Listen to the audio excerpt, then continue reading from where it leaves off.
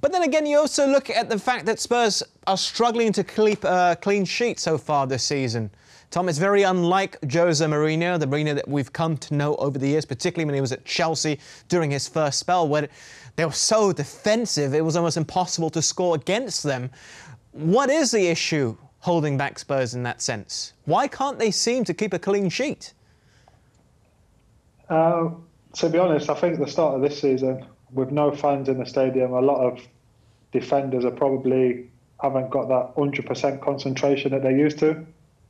But I think during this game, the Tottenham substitutions as well, Winks and Bale coming on, and Tottenham sort of went to a flat three in midfield, whereas, as we mentioned at half-time, in the first half, Ndombele and Kane getting the ball behind West Ham's midfield was the biggest outlet for Tottenham. So for them to almost give the initiative to West Ham and go a flat three in midfield, I thought that took a lot of attacking play away from Tottenham's game.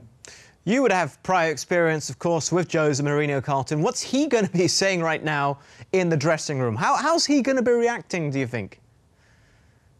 It's going to be hard to say. It's going to be hard to say because it was an outstanding performance. Apart from obviously the late surge from West Ham, but all in all, it was a great performance by Spurs. But then I would say the game changer was Bale not putting that chance away. Because if he'd have put that chance away, West Ham wouldn't be within a shout of getting back into the game. So these are the minor details he's going to be really, really unhappy about, and he'll go back to the drawing board and get everybody back on the page that he wants, on not making these mistakes and not conceding silly goals at silly times in the game when you're in full control. From your prior experience of him, why do you think Spurs seem so different to what we've become accustomed to with Mourinho, where they were so defensive? I mean, how much work does he put into defensive shape and tactics and formations and all the additional details that have made him such a big success? Well, I just think it's the personnel, the players.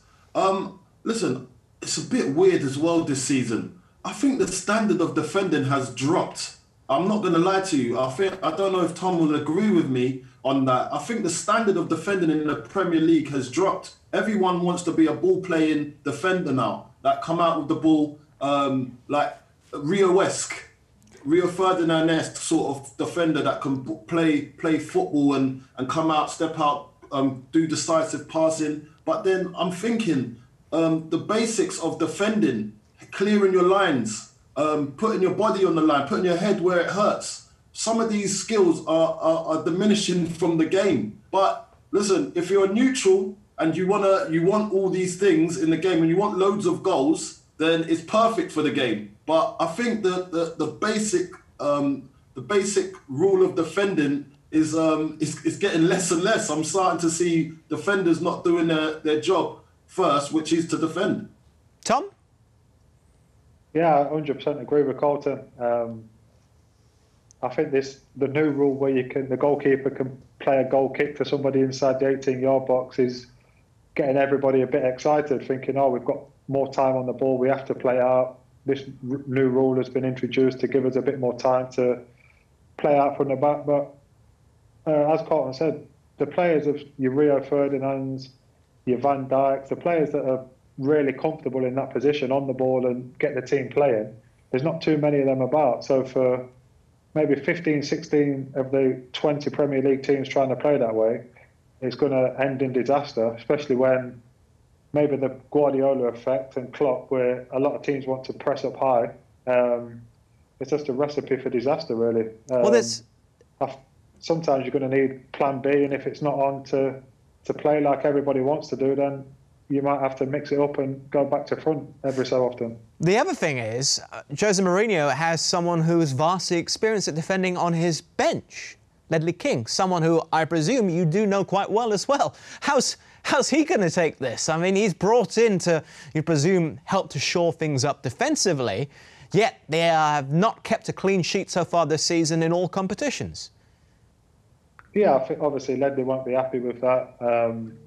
They probably could have done with him out there in the second half himself, to be honest. But I think if you look at the Tottenham team, you've got Lloris as captain, who probably isn't as vocal as some goalkeepers.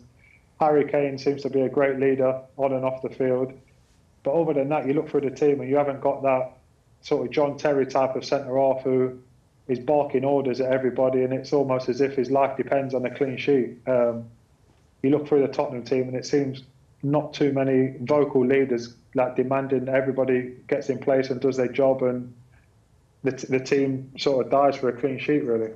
Do you think that's what Mourinho needs, Carlton? He needs more vocal leaders like that on the pitch. Is that one of the key facets, one of the pillars of his strongest teams? Well, if you look at Mourinho's teams in the past years, he's always had that leader from the back. Now, when you look at his team now, I see a leader on the front line in Harry Kane, and he does dictate the way of the game, and he's got an area to the pitch. But I'm a great believer in having that vocal, demanding, enthusiastic defender that can actually, even if it's your goalkeeper doing the demand and demanding the best out of his players that front of him to do well. I think he's missing that at the moment. And I might be saying too early now, but I think that he needs to invest in his defence just a little bit more. I know he's done the wings, like the wing backs, done two of the full backs. But I think in central, he still can do a little bit more for me. Well, there is Joe Rodon as well, who is a defensive player, Tom. Could he help to solve things? Because for people that can't remember, perhaps some of the younger viewers, in 04-05, when Chelsea won the title, Mourinho's side conceded 15 goals, 1-5. An absolutely astounding statistic when you think about it now.